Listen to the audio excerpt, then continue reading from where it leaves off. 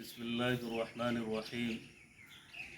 जैसा कि आपका सवाल है और सोशल मीडिया पर भी मौलाना महमूद मदनी साहब का जो इंटरव्यू गर्दिश कर रहा है और बेशुमार लोगों के मुल्क भर से हमारे पास में फ़ोन आ रहे हैं और इसके बारे में जानकारी ले रहे हैं, तो इस सिलसिले में मैं यह कह देना चाहता हूँ कि मौलाना महमूद मदनी साहब एक बड़ी शख्सियत है, बड़े ख़ानदान की निस्बत उनके साथ में है और हिंदुस्तान की अजीम शख्सियतों में उनका शुमार होता है।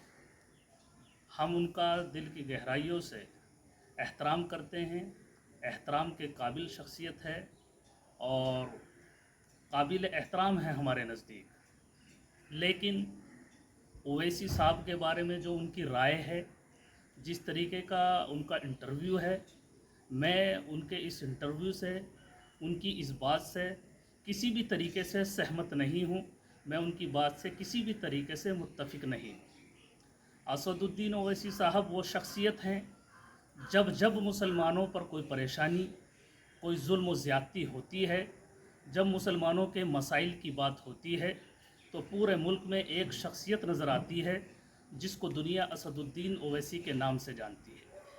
सीएए का मुद्दा हो तो सबसे पहले आवाज़ अगर किसी की बुलंद होती है तो वो असदुद्दीन ओवैसी है। एनआरसी का मुद्दा हो, सबसे पहले किसी की आवाज़ बुलंद होती है तो वो असदुद्दीन ओवैसी है। 3 तलाक का मुद्दा हो, बाबरी मस्जिद का मुद्दा हो, वक्फ बिल तरमीम का मुद्दा हो, कोई भी मुद्दा हो मुसलमानों का, मुसलमानों की कोई भी मुद्दा होता है तो सबसे पहले मुसलमानों की आवाज़ बनकर इस मुल्क के अंदर खड़े होने वाली शख्सियत वो असदुद्दीन ओवैसी है। तो वो मुल्क के बड़े रहनुमाओं में उनका शुमार होता है।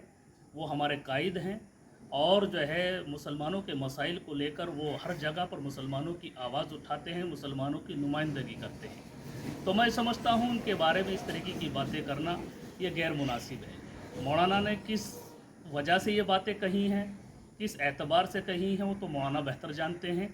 इसके बारे में मैं कोई तबसरा नहीं करना चाहता, लेकिन इतना ज़रूर कह देना चाहता हूँ कि मौलाना की बात से मैं बिल्कुल मुत्तफिक नहीं हूँ। वो कौम के रहबर हैं, वो कौम के लिए काम कर रहे हैं असदुद्दीन ओवैसी साहब, तो उनके बारे में इस तरीके की राय रखना मैं समझता हूँ कि गैर मुनासिब।